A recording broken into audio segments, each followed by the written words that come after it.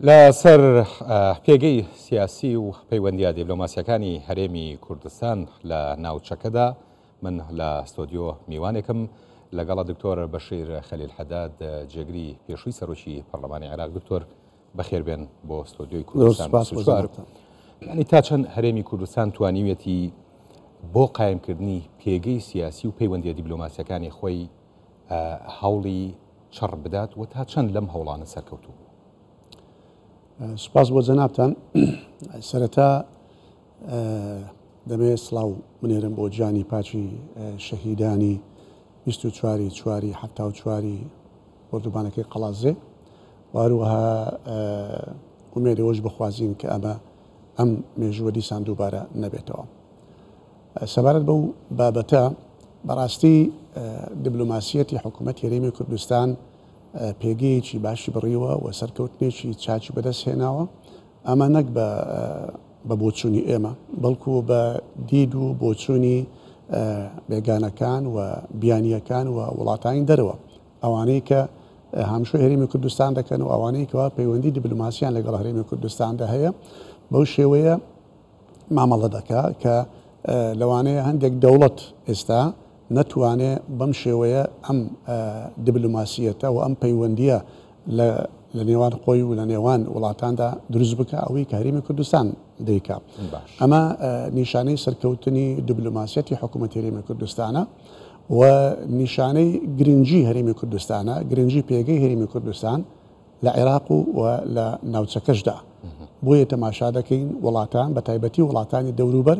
زۆر بە گرنگیەوە مامەڵە لەگەڵ هەرێمی کوردستان دەکەن و هەموو هەوڵیان ئەوەیە کە بتوانن پەیوەندێکی باش لەگەڵ هەرێمی کوردستان دروست بکەن. زۆر باشە. زۆر جار لە عێراقا گوێبیستی ئەوە بین کە ئەم هەڵسوکەوتە سیاسی و دیبلۆماسیانەی هەرێمی کوردستان هەڵسوکەوتی دەوڵەتێکە نەک هەرێمێک لە چوارچێوەی عێراقدا. ئایا ئەمەی هەرێمی کوردستان ئەیکات لە دەستوردا ڕێکە پێدرا و حەقی خۆیەتی مافی خۆیەتی؟ بێگومان هەموو ئەوانەی کە دەکرێت لە پرۆتۆکۆلەکان و لە پەیوەندیەکانی دەرەوەدا هەموو ئەوانە لە دەستوردا دانی پێدراوە، بەڵام بەداخەوە برادرانی بەغدا یان لایەنە سیاسەکانی بەغدا هەر لە سەرەتاوە لە 2005ەوە کاتێک کە دەنگ بەو دەستورە دراوە ئەو دەستورە نووسراوە، نیازیانەوە بوو کە ئەو دەستورە جێبەجێ نەکرێت بە مردووی لەدایک ببێ. بۆیە ئێستا نیمچە مردووە چونکە دەستورێک کە نیوەی جێبەجێ نەکرێت، ئەمە وەکو ئەوەیە کە جێبەجێ نەکراوە. بەڵێ ئەوەی کە هەرێمی کوردستان دەیکا چ لە سیاسەتی ناوە چ لە سیاسەتی دەرەوەدا هەمووی لە دەستوردا ڕێگەی پێدراوە، بەڵکو بەشێکە و ڕێگەی پێنادرێ هەموو ئەوانەی کە لە دەستوردا ڕێگەی پێدراوە و مافی خۆیەتی جێبەجێ بکە. بۆیە پێویستە بەغداش دان بەوەدا بنێ کە ئەم دەستورە فەیساڵ و حاکمە، ئەم دەستورە دەبێ نێوەندێک بێ لە نێوان هەرێم و لە نێوان حکوومەتی بەغدادا و ئەو حەکەم بێ لە پەیوەندیەکان و بیەوێنەوێ دەبێ ئەم دەستورە جێبەجێ بکرێت، چونکە جێبەجێ نەکردنی ئەم دەستورە بەخراپ دەشکێتەوە بەسەر بەغدا و بەسەر عێراق نەک بەسەر هەرێمی کوردستان تەنها. بەڵام لەبری ئەوە هەوڵەکانیان بەردەوامە بۆ سنووردارکردنی پەیوەندی سیاسیەکانی هەرێمی کوردستان. ئەوەی کە هەرێمی کوردستان لە ناو عێراقدا ناتوانێت بەدەستی بێنێ، دەتوانێت لە ڕێگەی دیبلۆماسیەتی دەرەوەدا بەدەستی دێنێ.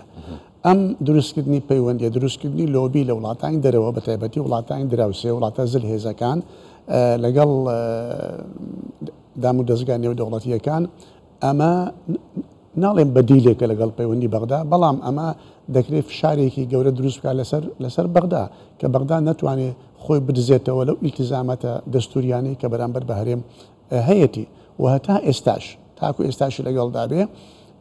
ئەو خۆ دزینەوەی بەغدا لە دەستور چەندە کاریگەری لەسەر هەرێمی کوردستان هەبووە، زیاتر کاریگەری لەسەر خۆی و لەسەر سەقامگیری عێراق بووە و لەسەر پەیوەندەکانی عێراق لەگەڵ وڵاتانی دیکەدا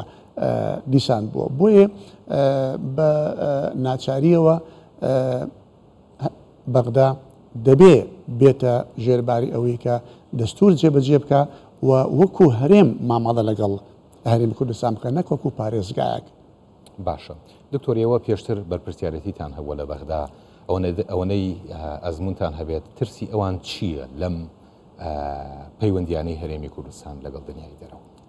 ترسی ئەوان ئەوەیە کە عێراق بێتە وڵاتێکی فیدرالی ترسی ئەوان ئەوەیە کە هەرێم ببێتە هەرێمێک بە پێی دەستور مافەکانی خۆی جێبەجێ بکە و ترسی ئەوان ئەوەیە کە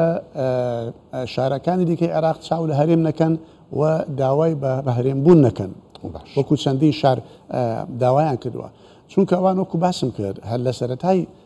نووسینەوەی دەستورەوە باوەڕیان بەو دەستورە نەبووە ئەوان عقلێتێکی مرکزی عقلێتێکی سنترالیزم لە مێشکی واندا هەیە ئێستاشی لەگەڵدا بێ بۆ زۆربەی هەرە زۆری سیاسەکانی ئەوان بەداخەوە هەندێک لە سیاسەکانی ئێمەش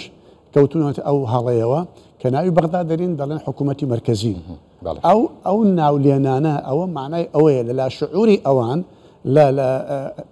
هزری ئەواندا شتێکێ بە ناوی مرکزیت دەبێت ئەو مرکزیێتە بگەڕێتەوە بۆیە دەبێت وشەی مرکزیت لە عێراق بسڕێتەوە بە هیچ شێوەیەک مرکزیت لە عێراقدا نییە بەڵکو عێراق وڵاتێکی فیدراالیە وڵاتێکی ئیتحادیە ئەمە بە پێی دەستور وڵاتێکی ئیتحادی فیدراالیە بۆیە ئەمە مەترسیان لەسەر ئەوەیە کە ئەم عێراقا بەڕاستی بێتە وڵاتێکی فیدراالی ئیتحادی. بەڵێ دکتۆر لەو پەیوەندیە سیاسی و دیبلۆماسیانەی هەرێمی کوردستان لەگەڵ وڵاتانی ناوچەکە و دنیای دەرەوە هەیەتی تا چەند هەرێم سەرکەوتوو بۆ لەوەی کە سیاسەتێکی با بڵێین یعنی لە پەیوەندیەکانە سیاسەتێکی نێوەندگیری هەبێت و ببێتە ناوچەیە کە هاوسەنگی خۆی بپارێزێت لە پەیوەندیەکانی لەگەڵ دنیای دەرەوە و لە بەرژۆندی هەرێمی کوردستانی شابێتە. بەڕێزم سەرۆکی وڵاتێک بە ئاسانی سەردانی وڵاتێکی دیکە ناکە و بە ئاسانی سەردانی شوێنێک ناکە کە وڵات نەبێ بەڵکو هەرێمێک بێ لە ناو وڵاتێک ئەمە بۆوان 1001 حساباتی تێدایە بە تایبەت وڵاتێکی گەورە و بەهێزی وەکو تورکیا ئەمە لە 100 ساڵی ڕابردوودا ئەمە یەکەم جارە لە مێژوورە کە سەرۆک وڵاتی تورکیا بێتە هەرێمی کوردستان ئەمە نەبووە هاتنی ئەم سەرۆکە بە ناوی سەرۆک کۆمار و پێشتریش بە ناوی سەرۆکی ئەنجومەنی وەزیران دوسێ جارکە هاتوون و هاتنی سەرۆکانی تری وڵاتان و بەرپرسانی تری وڵاتان بۆ هەرێمی کوردستان ئەمە نیشانەی ئەوەیە کە ئەم ئاراستەیە کە حکوومەتی لەم گرتوێتی لە دیبلۆماسیەتی مامەڵەکردن لەگەڵ وڵاتاندا دیبلۆماسیەتێکی ڕاست و دروستە لەناگەروانە بواە هیچ وڵاتێک ئامادە نییە کە سمعی خۆی و سمعی سیاسی و دیبلۆماسیەتی خۆی ببا بۆی بێتە هەرێمی کوردستانەوە ئەمە لەلایەک لە لایەکی دیکەشەوە ئەمە دیسان پێگەی گرنگ هەرێمی کوردستان دیار دەخا لە ناوچەکە و لە عێراقیشدا بۆیە بەڕاستی ئەو شێوازەکە پێشوازی لێکرا لە هەرێمی کوردستان لە سەرۆکی وڵاتی وەکو تورکیا ئەمە چاکترین وەڵامدانەوە بوو بۆ ئەوەی کە بزانرێت هەرێمی کوردستان لە ئاستێکی چ بەرزدایە ئەو شێوازی پرۆتۆکۆلی کە لە هەرێمی کوردستان کرا بۆ پێشوازیکردن لەم سەرۆکە بەرزتر بوو گەورەتر بوو لە پرۆتۆکۆلەکەی بەغدا یعنی تەماشا بکە ئەمە بە شاهێدی بیانیەکان بەڕاستی ئەمە هەموو نیشانەی ئەوەیە کە ئەم حکوومەتە پێگەی خۆی هەیە و ئەم حکوومەتە توانیوەتی لە ماوەیەکی کەمدا بتوانێت خۆی وەکو دەوڵەتێک نیشان بدا هەرچەندە وەکو هەرێمێکیشە و بەغدا وەکو هەرێمێکیش ئێستا ڕازی نییە کە مامەڵی لەگەڵدا بکات. بەڵێ بەڕێز دکتۆر بەشیر خەلیل حەداد جەگری پێشووی سەرۆکی پەرلەمانی عێراق زۆر سپاس بۆ سپاس بۆ جەنابیشتان.